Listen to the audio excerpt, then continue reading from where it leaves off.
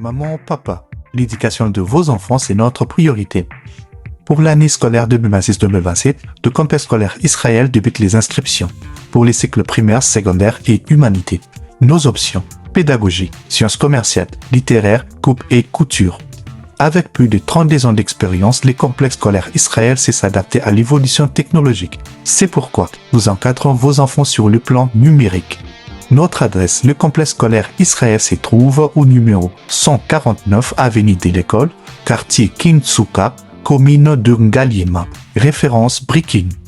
Pour tout contact, appelez-nous au plus 243 890 800 841 ou au plus 243 890 800 847. Avec le complexe scolaire Israël, l'éducation de vos enfants, c'est notre priorité.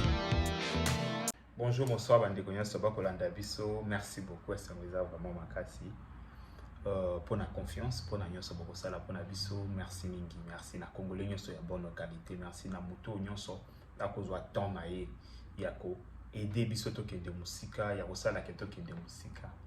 Bandeko beye boye baté ce qui s'est passé hier, to vivre la journée sombre ya chaîne na Biso.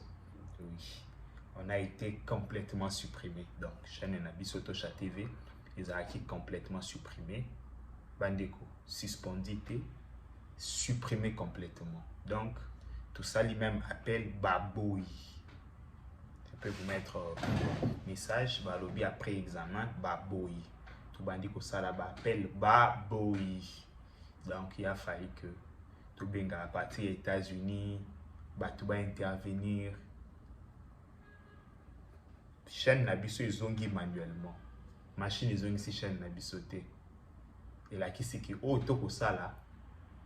Les amis ça encore n'a évité comment remercier. Je remercie tout le monde. Parce soutien aux voix qui de partout. Pendant que j'ai pris des appels il y a tout le monde on dit même pas qu'il va exister là. On dit même pas qu'il va bien anga. Quelqu'un m'appelle. Je tais tous les noms parce que si on a pas de temps à bakumba funa temps à bakumba batinyos. Il me dit c'est X artiste et musicien. Qu'est-ce qui ne va pas? Na la mouki na tongo na tala information de na tala kana moni chanté. Qu'est-ce qui ne va pas? C'est Y. Comme fandi bomituni bolingo. Je me voyais petit. Je me disais déjà qu'à un moment la journée du hier et la kisinga que c'est qu'on fait les ans en 20. Na remercier Batunyonso. Na remercier pe flexibilité bozaki na ngoya okende ko s'abonner na Tosha News. Et là je vous annonce mes frères et sœurs et apprendre biso. Toyeba comment kozala toujours avec un plan B parce que ndenge nazo moni la bateau yo ba na coup d'essai na bango te. Ba beta ke simbi ba sepeli. Ba ozonga. Yango wana lien ezana se kota commentaire. Kende s'abonner à Tosha News. Je sais pourquoi. Bandeko, je sais pourquoi. Parce que ce tout ça lié en côté. Bateau ba ozonga ba beta biso deuxième coup. Faut pas couper na biso ba 5 à 6 chaînes. Tout le monde a toqué merci beaucoup bandeko. Dans sa vidéo yo na gratitude na motema. Ba congolais bola kisinga ki wa yo moko te to ebele na bitumba oyo. Ba te belé ba beninga ba proposer nga ba service na bango. Ba ingénieur, ba informaticien, il y a minene ba benginga frère, naza informaticien. Problème on a to résoudre. Tinde la biso kaka lien. Ça la boyo moko komona. Toza pe na ba chaîne na biso, to koti ko contacter Google, YouTube, na place na yo to loba. A biso to komi moi ebele avec tes 160 000 abonnés, ba koyoka. Bandeko belé bazwilien ba komi kokoma koma bazo komela YouTube bandeko ndo moni YouTube aye ko craquer aye ko zongisa biso chaîne bandeko na ebité discours de haine nini nga na sala na makambo mukolo nini déjà boyoka nga na fandi alobi to boma ba wande nyonso mukolo nini déjà boyoka na fandi boy na koloba makambo elongo banité. Bande on a quoi c'est bino que na bato nyonso basala ba vidéo et ana muto azalaka courtois te lokwa ngai. Déjà boyokanga na munoko nga na fingi muto. Déjà boyoka même ya baje na fingi. C'est pas dans mon éducation, c'est pas dans mes habitudes. Mais cela ne va pas aussi faire que ngana banga ba Rwandais mes frères et sœurs. Na âge nanga o ngana ke banga ba Rwandais. Na âge nanga na fandi bo na olenga liboso ba Rwandais. Bango baba nani? Question bango baba nani? Bateau bako se permettre bazui ba bateau bazui ba mituka ba yeki sasa ba yeko pied ba yeko boum. Mais boza ko imposer biso to banga bango. Soko lobby ba ye en masse discours de haine. Na biso bo comprendre.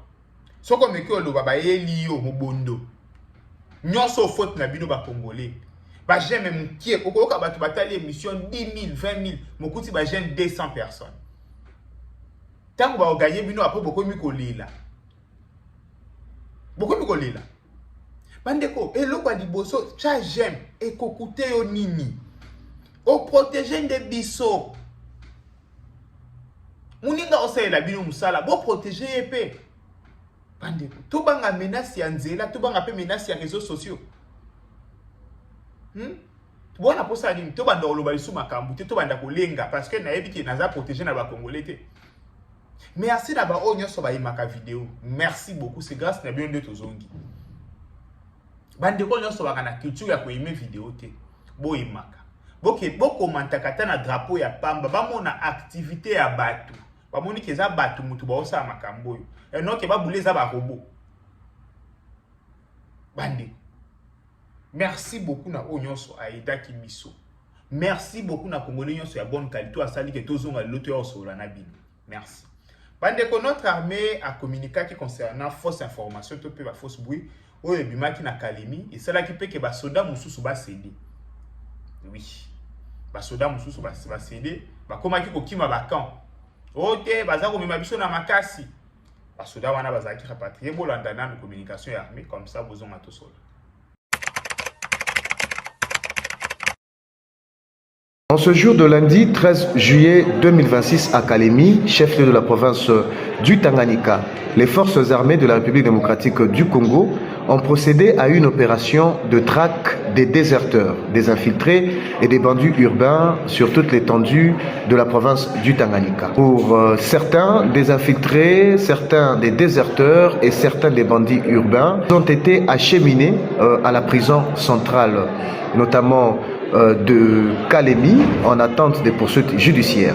À cela, le commandant qui j'ai avancé et ainsi que le commandant des opérations recommandent à la population de ne céder à aucune panique ni mauvaise interprétation des faits, car cet exercice s'inscrit dans le cadre d'une routine sécuritaire et vigilance dans la province du Tanganyika. Et nous recommandons à la population de Kalemi Centre ainsi que les périphériques de pouvoir dénoncer toute personne inconnue. Merci beaucoup Bolandi. L'armée a communiqué concernant la fausse bruit et salamaki na Kalemi, na Tanganyika. C'est comme ça. Même si nous que tant toza bitumba makasi. Bandeko, toi na bitumba moko keza existence na biso en tant que ba Congolais qui a remis en jeu, les a remis en question. Il y a des gens qui pensent que nous devons nous séparer pour toi qu'il y ait des musika.